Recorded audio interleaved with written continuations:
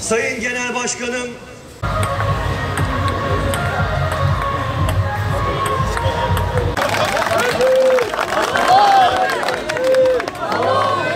sabahtandır bir ses yok tamam.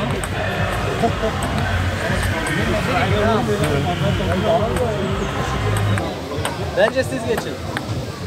Allah. Oo, helal olsun.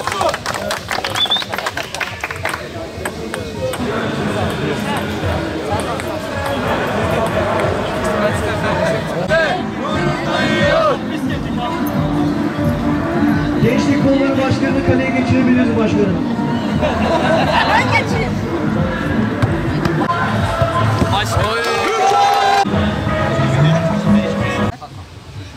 Sen Çekiyor. Ben mutluyum.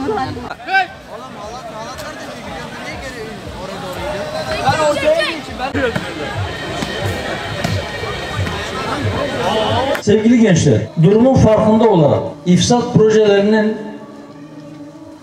ne yapmaya çalıştığını bilen gençler olarak sizin sorumluluğunuz büyüktür.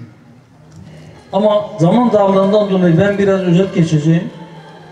Şunu unutmayınız, samimiyetin azaldığı, insanların alabildiğince dünyevileştiği ve maddileştiği bir zaman diliminde insanın iki yönlü olduğunu bilen gençler olarak, yani iki kanatla ancak uçurabileceğini bilen gençler olarak, insanın sadece maddeden ibaret olmadığını, bir de işin manevi yönünün olduğu, ruhunun doyurulması gerektiğini bilen gençler olarak, sizin en büyük sorumluluğunuz ortaya iyi bir örneklik koymaktır, koyabilmek. Kendi kıymetinizin farkında olun, çünkü gerçekten bu işin şuurunda olan, bu işin bilincinde olan ve bu işi yapmaya çalışan insanların sayısı çok azdır. Az olan şey değerlidir.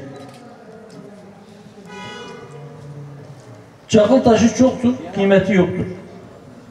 Ama yakut gibi, zümrüt gibi değerli taşlar çok az olduğu için değerlidir. Altın belki diğer bazı madenlere göre daha yumuşaktır.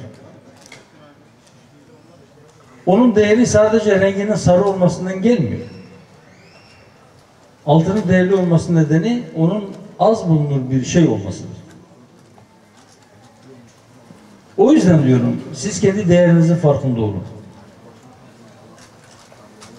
İşin bilincinde olan, kendisini tamamen akıntıya bırakmamış ya da rüzgarın önündeki kuru yaprak misali sağa sola savrulmayan gençler değerli gençlerdir. Sadece bedenini doyurmaya çalışan, sadece maddi yönden meselelere yaklaşıp o yönüyle kendisini geliştirmeye ya da o yöndeki ihtiyaçlarını karşılamaya çalışan gençlerden farklı olarak işin mana boyutunu, işin manevi boyutunu idrak eden ve o yönde de kendisini geliştirmeye çalışan gençler olarak ayrışıyorsunuz. Bu duruşunuzu, bu renginizi, bu kokunuzu diğer gençlere vermek gibi bir sorumluluğumuz var. Peki bunun için, yani bunu nasıl yapabileceğiz? Bunun için şunu unutmayın gençler.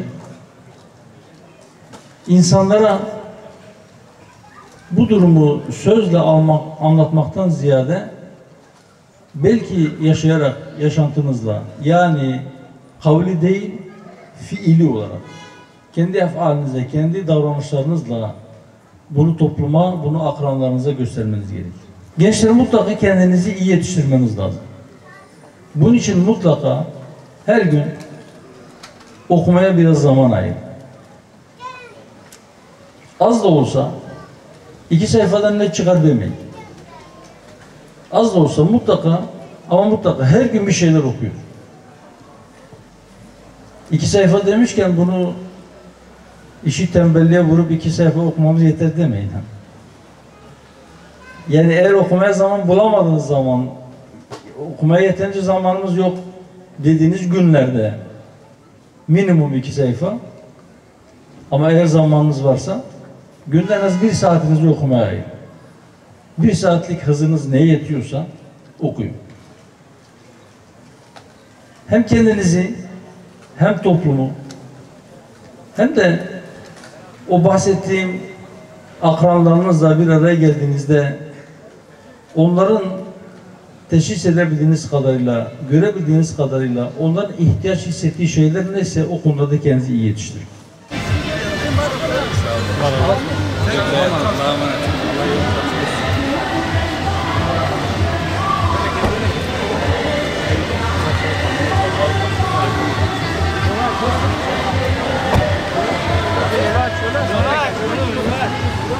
Abi de arkadaki arabayla gelecek.